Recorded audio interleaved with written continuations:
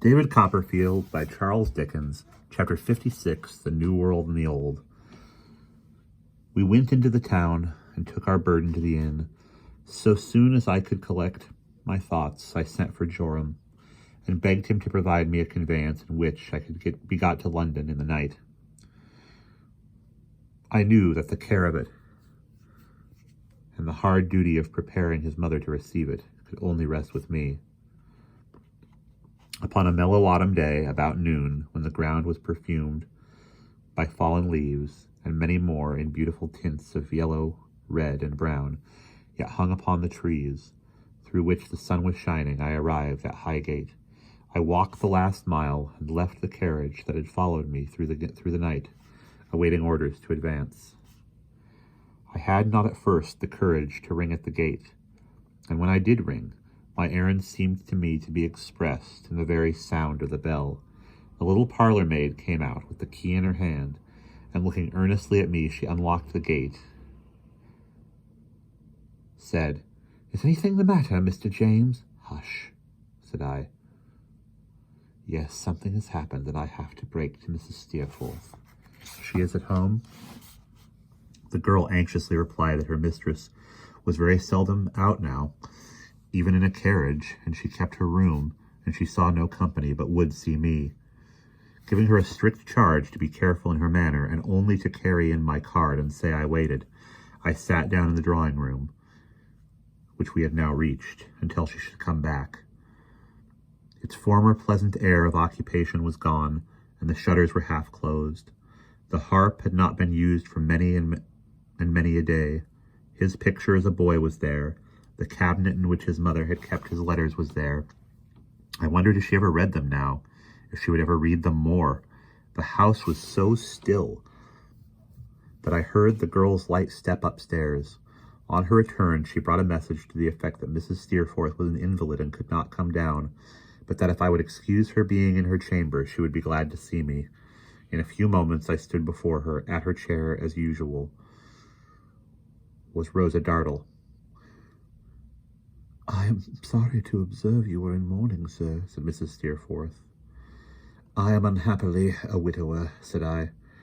"You are very young to know so great a loss," she returned. "I am grieved to hear it.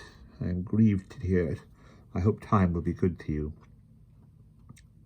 "I hope time," I said, looking at her, "will be good to all of us, dear Mrs. Steerforth. We must all trust to that in our heaviest misfortunes." The earnestness of my manner and the tears in my eyes alarmed her.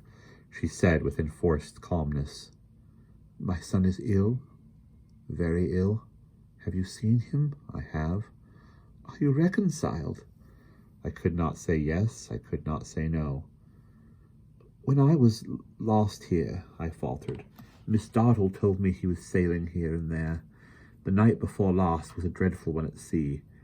If he were at sea that night near a dangerous coast, as it said he was, and if the vessel that was seen should really be the ship which—" "Rosa," said Mrs. Steerforth, "come to me."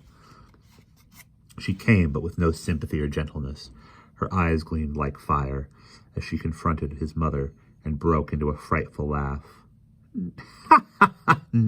"Now," she said, "is your pride appeased, you mad woman? Now has he made atonement to you with his life, do you hear? His life?" Mrs. Steerforth, fallen back stiffly in her chair and making no sound but a moan, cast her eyes upon her with a wide stare. "Aye!" cried Rosa, smiting herself passionately on the breast. "Look at me, moan and groan, look at me, look here," striking the scar, "at your dead child's handiwork." "Miss Dartle," I entreated her, "for heaven's sake." She clenched her hand and trembled through her spare, worn figure, as if her passion were killing her by inches. "You resent his self-will," she exclaimed. "You injured by his haughty temper. You who opposed to both when your hair was grey. The qualities which made both when you gave him birth. You who from his cradle reared him to be what he was, and stunted what he should have been. Are you rewarded now for your years of trouble? Oh, Miss Dartle, shame! Oh, cruel! I tell you, she returned, I will speak to her. Have I been silent all these years, and shall I not speak now? I loved him better than you ever loved him, turning to her fiercely. I could have loved him and asked no return. If I had been his wife, I could have been the slave of his caprices for a word of love a year. I should have been. Who knows it better than I? You were exacting, proud, punctilious, selfish.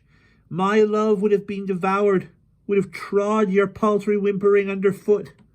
With flashing eyes, she stamped upon the ground as if she actually did it. Miss Dartle, said I, if you can be so obdurate as not to feel for this afflicted mother. Who feels for me? She sharply retorted. She has sown this. Let her moan for the harvest that she reaps today. And if his faults, I began. Faults! She cried, bursting into passionate tears. Who dares malign him? He had a soul worth millions of the friends to whom he stooped. All this time the figure was unchanged, and looked unchangeable, motionless, rigid, staring, moaning in the same dumb way. From time to time, but giving no other sign of life, Miss Dartle suddenly kneeled before it and began to loosen the dress. A curse upon you, she said, looking round at me, with a mingled expression of rage and grief. It was an evil hour that ye overcame here. A curse upon you. Go! After passing out of the room, I hurried back to ring the bell, the sooner to alarm the servants. She had taken the impressive figure in her arms, and still upon her knees was weeping over it, kissing it, calling to it, rocking it to and fro upon her bosom like a child, and trying every tender means to rouse the dormant senses. No longer afraid of leaving her, I noiselessly turned back again and alarmed the house as I went out. And that is the end of chapter 56.